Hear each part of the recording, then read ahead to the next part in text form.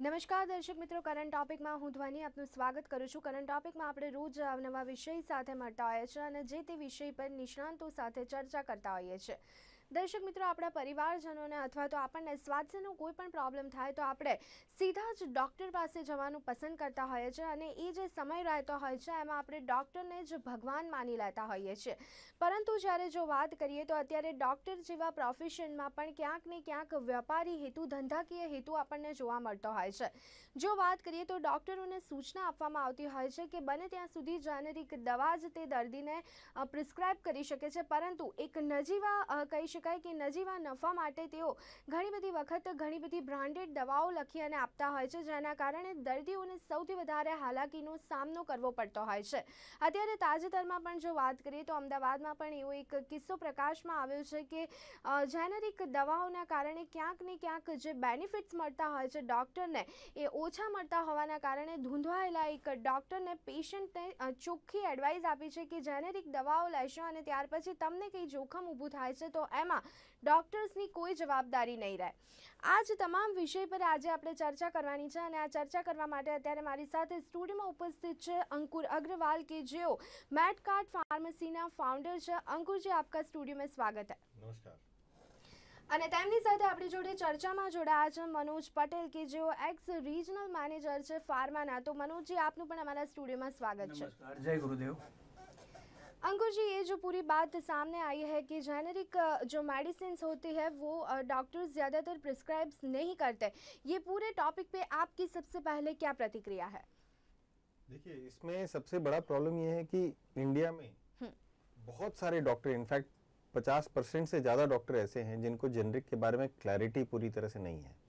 उनको ये नहीं पता कि भाई जेनरिक एक्चुअल में क्या होता है। कई डॉक्टर से तो हमें ये जानने मिला कि जेनरिक दवाइयाँ वो होती है जो बॉटल में खुली बिकती है। तो इस तरह की अवेयरनेस के बाद लोगों को ये नहीं पता कि जेनरिक दवाइयाँ जो इंडिया की आजकल आप देखें तो टॉप की जितनी कंपनीज है सब जेनरिक दवाइयों में है। तो जेनरिक दवाइयाँ ये सब बना रही हैं और इंडिया में 96% दवाइयाँ जो बिक रही है वो सब जेनरिक हैं। तो जब उनको ये पता चले भाई जेनरिक दवाइयाँ एक्चुअल में क्या होती हैं, किस तरह की कितनी बड़ी बड़ी कंपनियां ये बना रही हैं और इंडिया ही नहीं बाहर भी ये लोग एक्सपोर्ट कर रहे हैं, तो इसकी क्वालिटी पे क्वेश्चन आए ऐसा पॉसिबल नहीं है आज के दिन में। जी बिल्कुल। मनोज जी, હું તમને પણ આ સેમ પ્રશ્ન પૂછવા માંગીશ, આપની શું પ્રતિક્રિયા છે?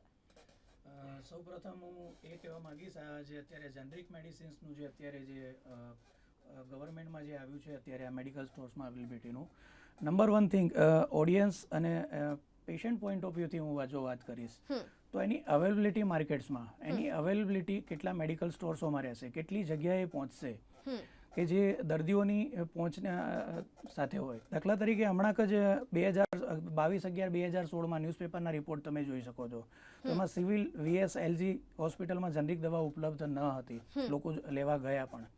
તો કંઈક ને કંઈક અંશે જેનરિક દવાઓનું 100%થી બેનિફિશિયલ રહેશે, એમાંથી દવાઓના કિંમતોમાં ખાસો એવો દરકમ ઘટાડો એમાં જોવા મળશે, બેનિફિટ પેશન્ટને જશે આફ્ટર ઓલ, પણ એની અવેલેબિલિટી એક ગવર્મેન્ટ લેવલે એન્શ્યોર કરવી બહુ જ જરૂરી બની રહેશે। जी अंकुर जी, आप क्या कहोगे, जेनरिक मेडिसिन कितनी अवेलेबल रहती है और कौन सी जगहों पे वो मिलती है? देखिए, जेनरिक मेडिसिन अवेलेबिलिटी एक बहुत बड़ी प्रॉब्लम है बिकॉज पहली चीज तो बहुत कम लोग ये मांगते हैं, बहुत कम लोग ये जानते हैं। जब लोग जानेंगे और मांगेंगे तो अपने आप वो जगह वो चीज मिलेगी। कोई भी नई चीज लॉन्च होती है तो वो जल्दी से हर जगह नहीं मिलती, लेकिन जब आप मांगने जाते हैं, 10 दुकानदार से पूछते हैं तो दुकानदार भी सोचता है अगर कोई मांग रहा है तो मुझे रखनी चाहिए। गवर्नमेंट ने बहुत अच्छी पहल की है कि भाई हाँ, शुरुआत में जनौषधि आया, अभी जो है दीनदयाल करके एक नया प्रोग्राम आया है जो कि काफी सारे गुजरात के शहरों में लागू हुआ है। इससे अवेलेबिलिटी बढ़ेगी, लोगों में जागरूकता आएगी और हाँ, शुरुआत में थोड़ी दिक्कत आएगी जो कि हर प्लान में आती है, बट धीरे धीरे वो सब जगह अवेलेबल भी हो जाएगी और लोगों को अच्छी तरह से मिलने लगेगी, तो वो लोग शिफ्ट हो सकते हैं जेनरिक दवाइयों पर। जी मनोज, આપનું શું માનવું છે કે વધારે ને વધારે પ્રમાણમાં લોકોમાં જેનેરિક દવાઓને લઈને અવેરનેસ વધે તે માટે શું શું કરવું જોઈએ કે જેથી કરી અને લોકોમાં આને લઈ અને વધારે અવેરનેસ જોવા મળે? સૌથી પહેલું તો ન્યૂઝપેપર કેમ્પેનિંગ, જે રીતે ન્યૂઝપેપર્સમાં વારંવાર જ્યારે આવી કંઈ પણ નવી પોલિસી આવે છે તો ગવર્મેન્ટ તરફથી હેલ્થ મિનિસ્ટર હોય, દવાઓના રિલેટેડ વાત કરું તો એ લોકોનું તરત જ ફોટોગ્રાફ સાથે આવી જશે કે આનું દયાલ ઉપાધ્યાયનું આનું ઓપનિંગ કરવામાં આવ્યું હતું, પણ એની અવેબિલિટી એન્શ્યોર કરવામાં આવે, એની ક્વોલિટી એન્શ્યોર કરવામાં આવે તો એનું સાચા અર્થમાં કહે તો એને રીચેબિલિટી પહોંચશે પબ્લિક સુધીમાં અને એનો લાભ તો એમને મળી શકશે. જેમ કે 2009માં એક અગ્રગણ્ય અખબારના કહેવા મુજબ ફાર્મા ઉદ્યોગ ગરીબો માટે સસ્તી અને સારી દવા ઉપલબ્ધ કરાવે, મુખ્યમંત્રી આપણા એ વખતે નરેન્દ્રભાઈ મોદી સાહેબ તરફથી એક હાકલ કરવામાં આવી હતી. એ પછી 2013માં આ લોકો નેશનલ ફાર્માસ્યુટિકલ પ્રાઇસિંગ એસોસિએશન દ્વારા DPCO હેઠળ 151 દવાઓના ભાવો ઘટાડવામાં આવ્યા. હવે આ 151 દવાઓના ભાવોમાં હાલમાં એ પણ એનું ઓબ્ઝર્વેશન કરવામાં આવે કે એનું ઇમ્પ્લિમેન્ટેશન કેટલું થયું છે. એ દવાઓ ખરેખર 80% સસ્તી થઈ જશે જે ક્લેમ કરવામાં આવ્યો હતો એ થઈ કે નથી થઈ, આ જોવું બહુ જ જરૂરી બની રહેશે.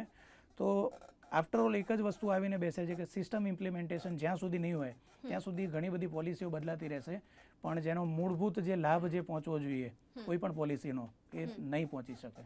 इसमें मैं एक चीज ऐड करूंगा कि देखिए जिस तरह से सरकार ने अलग अलग चीजों के बारे में बताया कि जन औषधि लॉन्च हुआ है, ये लॉन्च हुआ है. अभी सितंबर के महीने में मेडिकल काउंसिल ऑफ इंडिया ने एक तरह से कंपलसरी कर दिया डॉक्टरों के लिए कि आपको जेनरिक दवाइयां ही लिखनी है प्रिस्क्रिप्शन में. ये एक बहुत इंपॉर्टेंट चीज है. अगर इस चीज को हर न्यूज़पेपर पे हर तरीके से पेशेंट तक पहुंचाया जाए, सपोज कीजिए आज के दिन में 2 पेशेंट 4 पेशेंट जाके डॉक्टर से बोलते हैं कि भाई आप मेरे को जेनरिक दवाइयां लिख के दीजिए, तो डॉक्टर को बाध्य होकर लिखना पड़ेगा.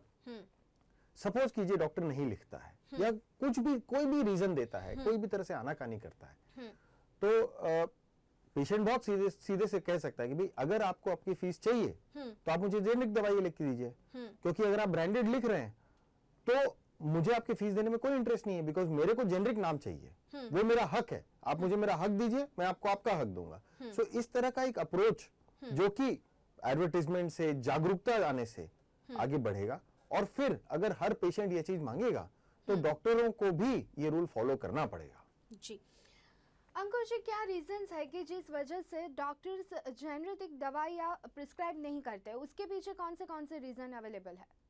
देखिए 2 रीजन बहुत प्राइमरीली हैं. पहला रीजन कि आज के दिन में बहुत कम डॉक्टर हैं जो कि खुद रिसर्च करके नए मॉलिक्यूल्स के बारे में जानते हैं, नई चीजों के बारे में जानना चाहते हैं. वो ज्यादातर अपने प्रैक्टिस में है, तो उनकी नॉलेज कहाँ से आती है, उनको कहाँ से पता चलता है? ये 99% अलग अलग कंपनी के मेडिकल रिप्रेजेंटेटिव से पता चलता है. तो उनकी नॉलेज आने का सोर्स ही कंपनियों के थ्रू है. तो उनको नई चीजों के बारे में और कहीं से पता नहीं चल रहा, तो वो वही लिखेंगे जो उनको बताया जा रहा है. अब इसमें दूसरी चीज जो आती है जो कि उससे ज्यादा इंपॉर्टेंट है कि ये किसी से नहीं छुपा आज के दिन में कि किस तरह से ये फार्मा कंपनियों का और डॉक्टरों का साठगांठ पूरे इंडिया में नहीं पूरे वर्ल्ड में है.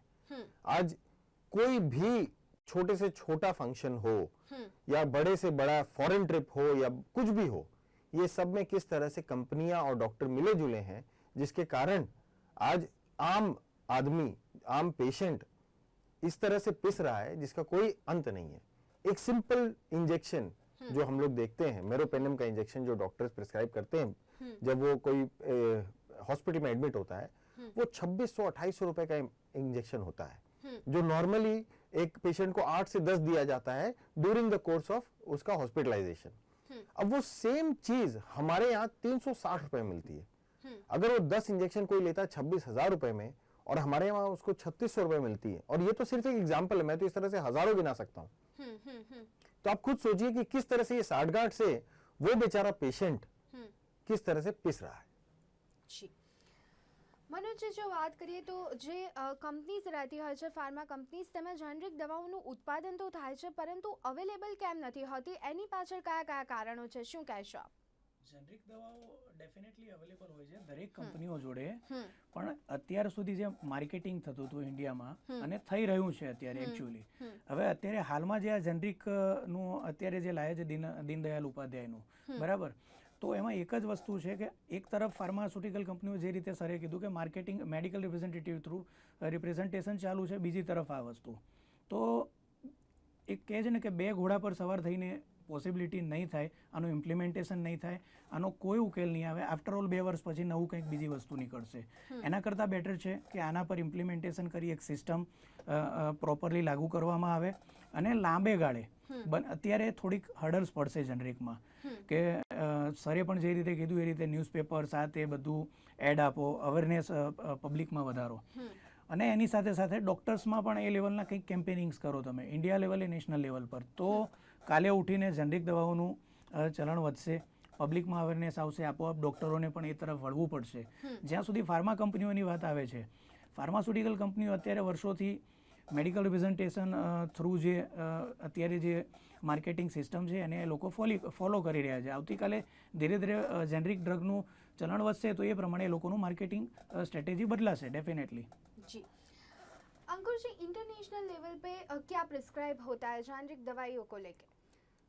मैम जितनी भी डेवलप्ड कंट्रीज हैं, यूएस ले लीजिए, यूरोपियन कंट्रीज ले लीजिए, यहाँ तक कि सिंगापुर या हांगकांग ले लीजिए, ऑल सारी कंट्रीज में आज के दिन में कहीं कहीं तो मैंडेटरी है कि जेनरिक ही लिखनी है, और जिस कंट्री के अंदर सरकार सब्सिडाइज या सरकार स्पॉन्सर करती है मेडिसिन, उसमें जेनरिक कंपलसरी है.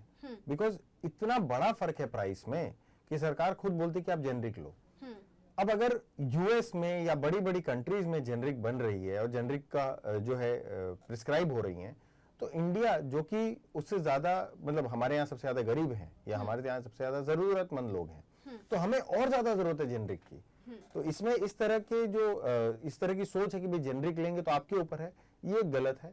हमें इस चीज को अपनाना चाहिए ताकि सबको फायदा हो.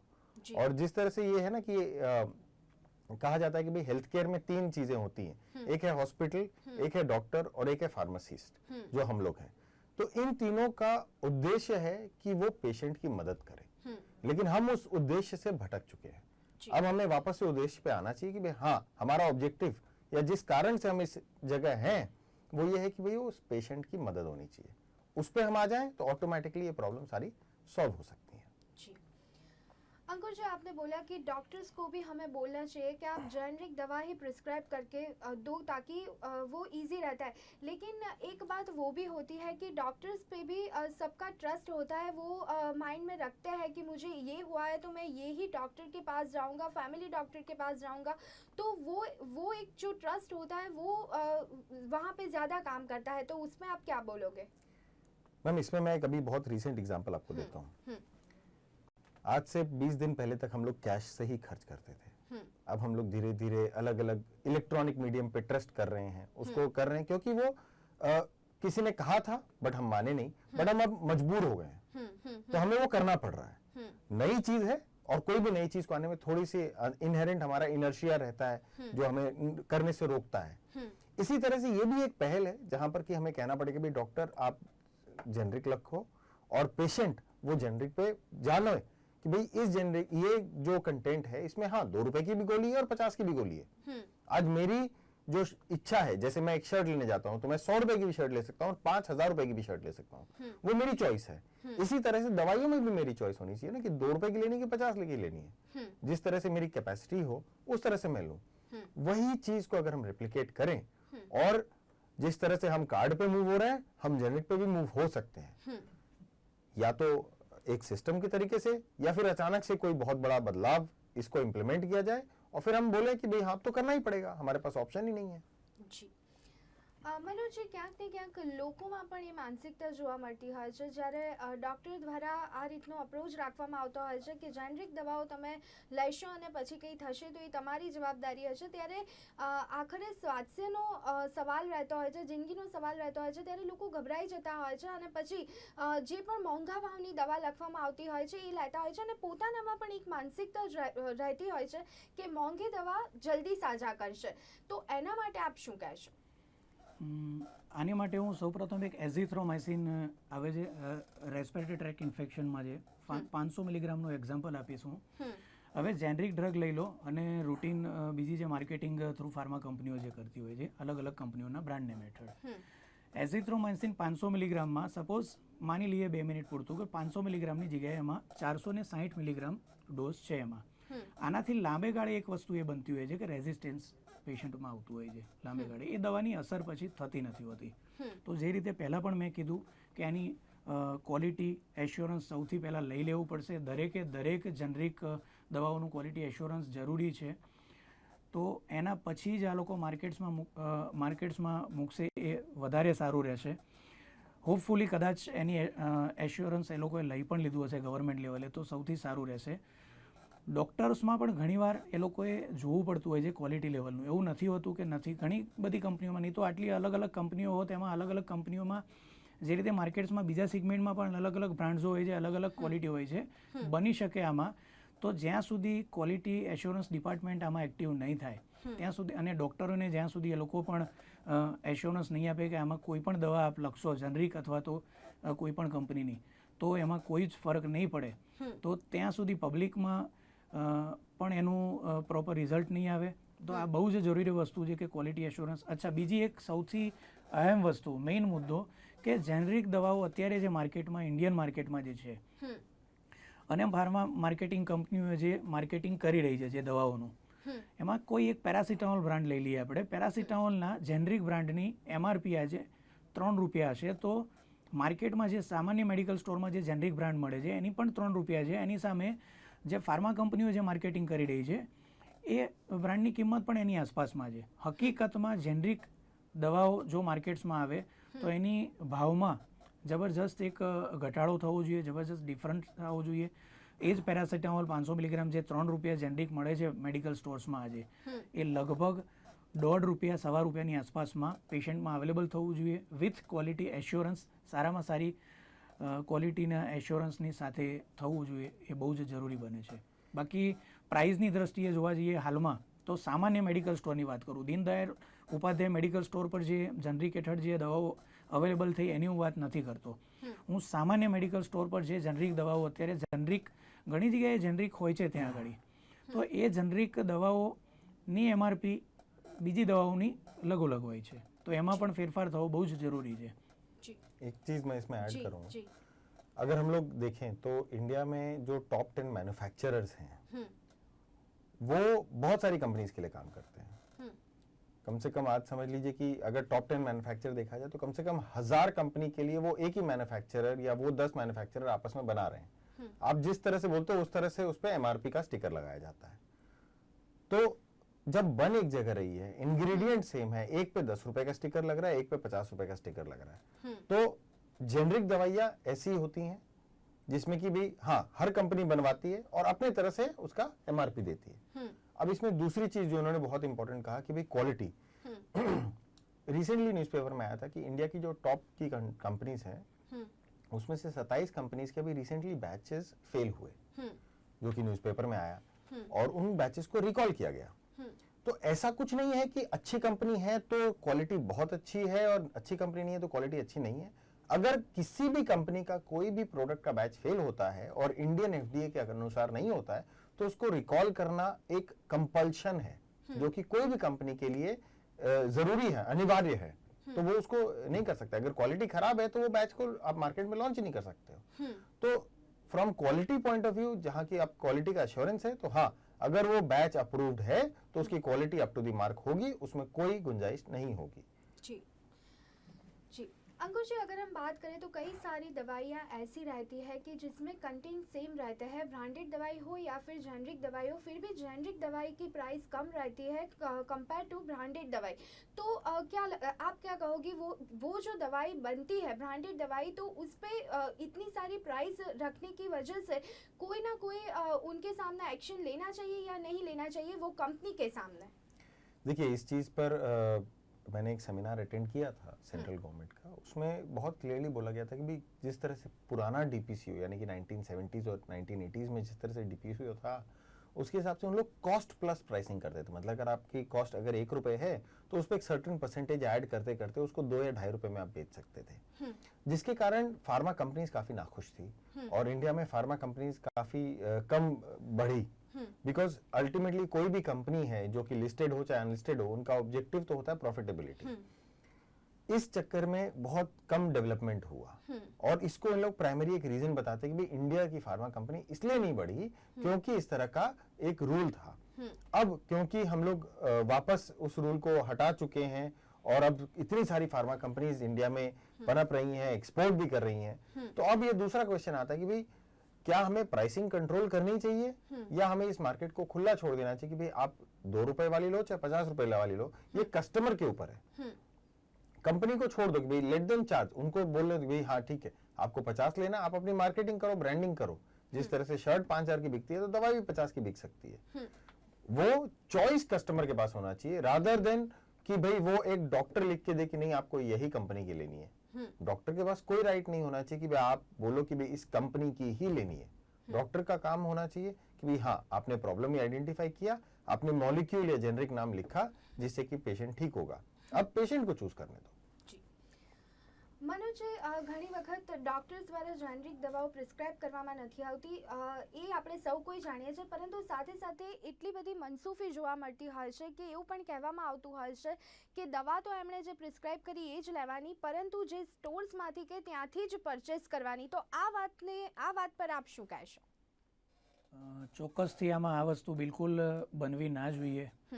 દર્દીને, પેશન્ટને પૂરો અધિકાર હોવો જોઈએ, એ જ્યારે ચાહે ત્યાંથી, એ ઈચ્છે એ જગ્યાએથી મેડિસિન્સ પરચેસ કરી શકે. Number 1 thing. સેકન્ડ વસ્તુ, જે રીતે સરે કીધું કે આમાં ઓફકોર્સ પ્રોફિટ અર્નિંગ્સ આ તે અત્યારે પ્રોફેશનલિઝમ જે ઇન્ડિયામાં જે જોવા મળી રહ્યું છે સમહાવ આ ફિલ્ડમાં, મેડિકલ ફિલ્ડમાં પણ, તો એ મહદઅંશે ધીરે ધીરે આ જે પોલિસીઝ નવી નવી જે આવી રહી છે એના કારણે એમાં ઘટાડો થાય. અવેરનેસ એમાં જ્યાં સુધી પબ્લિકમાં અવેરનેસ નહીં આવે ત્યાં સુધી આ વસ્તુમાં કોઈ જ ફેર નહીં પડે. જે રીતે મેં કીધું કે 2009માં મુખ્યમંત્રી સાહેબ દવા ઉદ્યોગને એમ કહે છે કે તમે સસ્તી અને સારી દવાઓ ઉપલબ્ધ કરાવો.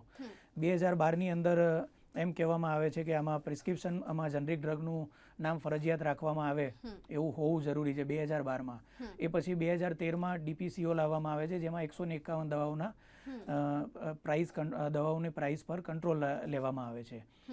એ જ રીતે અત્યારે પણ સેકન્ડ એક સ્ટેપ લેવામાં આવ્યું કે જે દીનદયાલ ઉપાધ્યાય મેડિકલ સ્ટોરમાં જનરિક દવા ઉપલબ્ધ થઈ. પણ આ વસ્તુ બહુ જ ખરેખર એક આવકારદાયક વસ્તુ છે, પણ આની સાથે સાથે ડૉક્ટર્સ અને પેશન્ટ એટલે કે પબ્લિક, એ બંનેમાં અવેરનેસ જનરિક મેડિસિન પ્રત્યેનું આવશે, એ બહુ જરૂરી છે. અને આવું ખૂબ જ જરૂરી છે, તો જ આનો લાભ એક સામાન્ય નાગરિક સુધી પહોંચી શકશે.